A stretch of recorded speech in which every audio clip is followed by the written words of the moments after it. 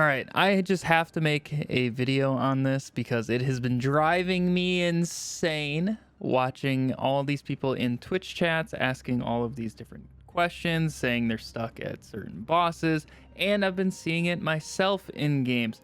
Like I was trying to do the Hangman Void Strike earlier, and that was really, really rough considering everybody I was playing with was just dying to 1 to 2 hits from him all the time. I would have to sit there and res, and I could tank probably like 5 to 10 hits depending on what attack it was. Like I was sitting there just eating everything. It was really no big deal, and it's gonna be for all of the different reasons that I am modding for that I've noticed a lot of other people are not doing.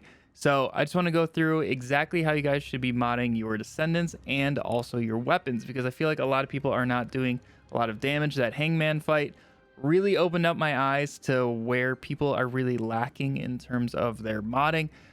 People just do not have the damage, so I'm going to give you guys the exact reasons and show you examples why this is the case and why you should be modding them this way. So let's go ahead and start off with our Descendant. Now, the main thing that you guys should be focusing on with your Descendants is just stacking HP and defense. Unless you're doing something incredibly specific with shields on very specific characters that thrive off of shields, you should just be doing HP and defense. That is it. Shields are not good right now in this game. Just stack up your health as much as possible. If you guys noticed in that opening shots there, I'm sitting at 12,000 HP right now, and that is off of 3 mods. Just 3 mods and a couple of items in terms of our external components. I got max HP here and as a passive, and then right here no max HP, a little bit more here on our memory, and a little bit more here on our processor. So I'm not even fully maxed out on the HP. Like I just got to go farm these, but I cannot be bothered right now. Been focusing on some other things. So just with very subpar gear and 3 mods, we are at 12,000 HP. You can tank so much damage, and on top of that, if you guys do still end up going down in a Void Intercept fight, when you get revived, you're going to be straight to full HP. So if you guys are getting picked up while you are getting hit, you're going to be able to survive and keep on going.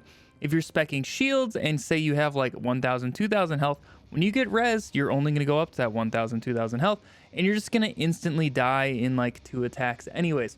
So stacking health is seriously the way to go, and then defense on top of that is going to just make it so much better for you. That's something else I really got to work on, is just my defenses.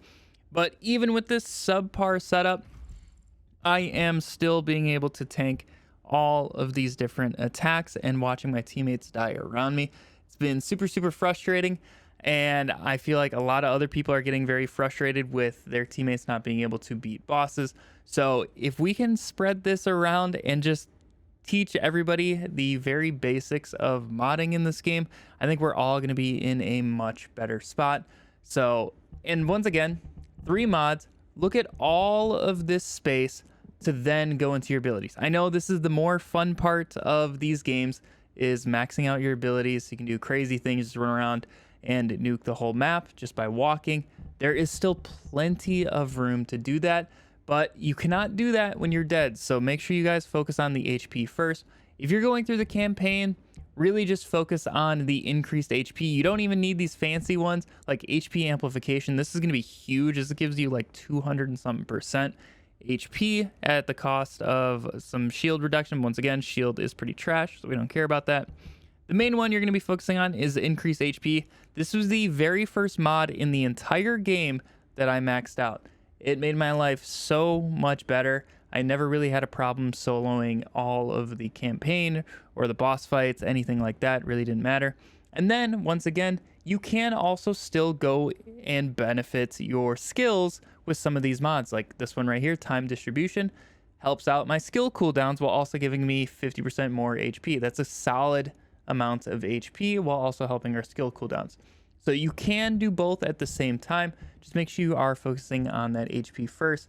It's gonna make your life easier and your teammates' lives easier, and save you a ton of time and frustration. Like I was saying, that Hangman fight really opened up my eyes into all the different ways people are struggling, and DPS is definitely one of them. Right now, I'm just using the Thunder Cage. I think this is overall the most popular weapon in the game right now. You get it super early on, and it does extremely well. It's really good for ad clear, and you can make it dish out a really solid amount of damage. Right now, the DPS on mine is sitting at about 380,000. With a couple more upgrades, I just need to get another Forma on here. So I just need to get this to 40, Forma it again, and I will definitely be crossing over that 400,000 DPS mark. And this is just like an ad clear SMG. So that is going to be a really nice number to have. And the main way you guys are going to be doing this is not stacking all of these gold mods or anything weird like that. And right now I don't even have Weakpoint on just because I don't have the room with the capacities. I will eventually add some, but the main part about increasing your damage in games like this is just getting damage from different categories. So there's attack, you got crit damage, and you have weak point damage. So what we're going to end up doing is stacking a bit of firearm attack. So you can do that with action reaction. I don't know how this is on controller. I play mouse and keyboard. The recoil is like literally non-existent. So this is the best firearm attack mod that you can get. So I highly recommend this if you can handle that, if you're on like controller or whatever. And then you do rifle reinforcement for the extra right there. It's going to get us up to about 86% right there. And that's going to be plenty. We don't need to stack it into like the hundreds, 200%. It's not going to do as much as stacking some of these other options. These other options being your crit. I'm going to be showing you guys an example here in a second how important crit damage is in this game and crit chance. So right now with this setup, I'm sitting at about 56% crit rate and 154% crit damage. And that's just off of the normal blue mods, better insight and better concentration. And then also a little bit of adventurer and also concentration priority right here. I am making up for this reload time with the reload insight here for also a little bit more crit rate. But why is that so important? Let's go ahead and take a peek at these enemies right here. So if we go ahead and shoot an enemy, no crit, that's about 9,400 damage. I go ahead and shoot and get a crit right there, that easily now just jumped up to 54,000. And that's not 150% more damage. It's because all of these different things are going to be going into different buckets and they're going to be increasing each other way further. So you don't want to be going into one thing in games like this. So you don't want just attack. You want to dish these out into different categories. So attack, crit damage, and weak point damage. Now with a gun like this, I haven't gone into weak point damage yet just because I'm just kind of ad clearing. I'm just shooting into the center mass of enemies, just letting them blow up. Eventually, I will be focusing on a little bit of weak point, so I can use it for like bossing scenarios. But that's where all of your damage is going to be coming from in this game. So once again, 9,400, crit, 54,000, just like that. And then the higher you get that crit rate, the more and more you're going to get that essentially, you know, 5x, 6x damage multiplier right there just from getting crits. So the higher you can get that, the more you're going to be doing those big damage numbers. Now really quick, if we also add in some weak points here, if we go ahead and go for crits, we're about 16,000 on a base weak point hit, and then once we get a crit, up to 94,000 damage. So that's where all of these different things are just going to be compounding and letting you guys deal insane amounts of damage. Also, I just want to show you that speccing into survivability, you still end up with really good damage. I'm not even like full spent into damage with my current bunny setup. I'm gonna spawn some level 100 enemies. Once we go ahead and get the electric pulse going, this is still gonna be doing really good damage to these guys just as passive AoE clear. And these are fairly tankier enemies. This is mainly used for like the ultra trash. This is gonna be one tapping level 100 ultra trash.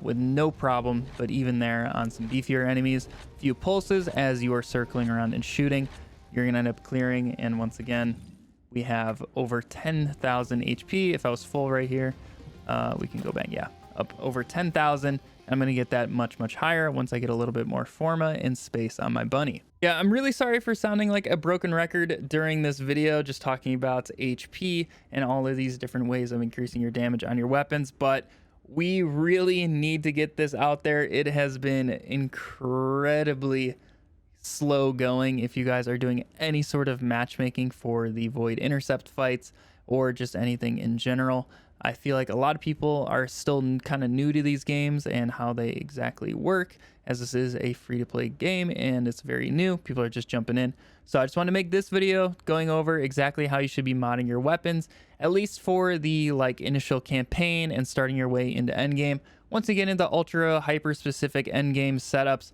things can change around a little bit here and there. But for the broad concept of the game, I just want to share all of these tips on how you should be modding your Descendants and Weapons. If you guys did find this video helpful, make sure you leave a thumbs up on it to let me know. Also consider subscribing for more First Descendant content. Hopefully I'll see you guys over on Twitch. We're going to be streaming this quite often. If you guys need a group, we're going to be in there. Also, if you need a group to be playing on your own, make sure you join the Discord, find some people to play with in there. But anyways, I hope you all have a fantastic day, and I'll catch you all in the next video. See ya.